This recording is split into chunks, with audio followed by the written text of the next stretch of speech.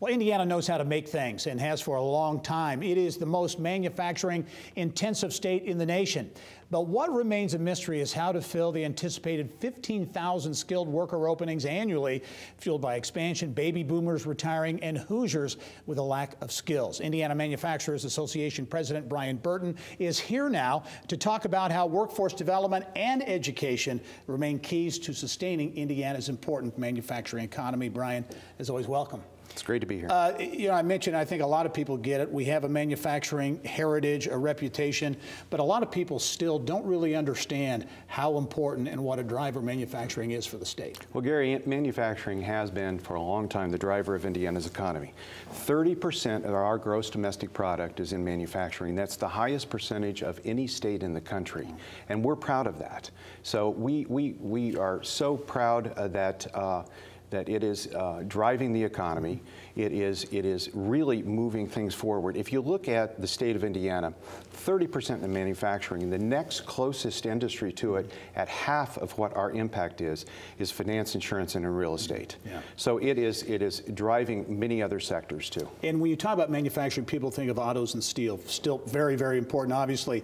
But this gets into medical devices and aviation and aerospace and so many other areas as well. There are so many sectors in the state of Indiana. Primarily, yes, it is domestic auto and also foreign auto. That is the #1 employment in the state of Indiana with 125,000 employees in the state. But it's also fabricated metals. We're one of the largest steel producers in the world. Electronics, medical devices, just about everything you can imagine is made here in the state. We talk a lot about the skills gap. You hear a lot about it, but I think some people may not understand the importance it is. How serious is this skills gap issue? It is the #1 issue. Our board of directors has identified it as the #1 issue for us to work on, because what we have done over the last dozen years or so here in the state of Indiana has created a very positive business climate. That's why Indiana ranks in the top 5 or 6 in every survey in business climates that you come across. But what drags us down is the workforce issue.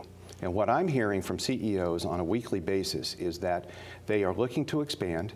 They want to stay here in Indiana, but they have to go where the workers are. Mm-hmm. And we need to do a better job of providing those individuals with the skills that are needed for today's workforce. Okay, the importance of that partnership and having academic institutions get on board. I know Ivy Tech and Vincennes, the 2-year institutions playing a key role.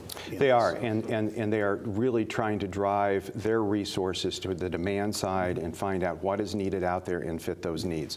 We applaud them for that. More effort has got to take place to have an employer-driven system. As we are telling legislators right now, it's very difficult to have an employer-driven workforce system if you don't talk to employers. Yeah. Yeah.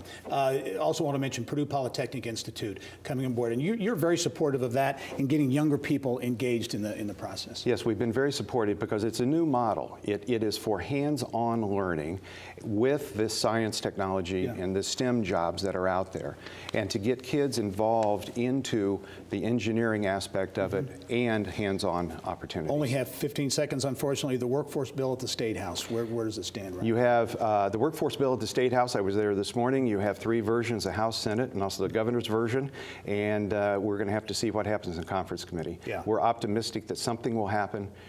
We don't know what it will be at this point. All right, Brian Burton, great perspective from the Indiana Manufacturers Association. We'll talk to you soon. Great. Well, thanks for watching Inside Indiana Business on YouTube. For the latest statewide business news, be sure to visit InsideIndianaBusiness.com and subscribe to our free daily e-newsletters by clicking on the link.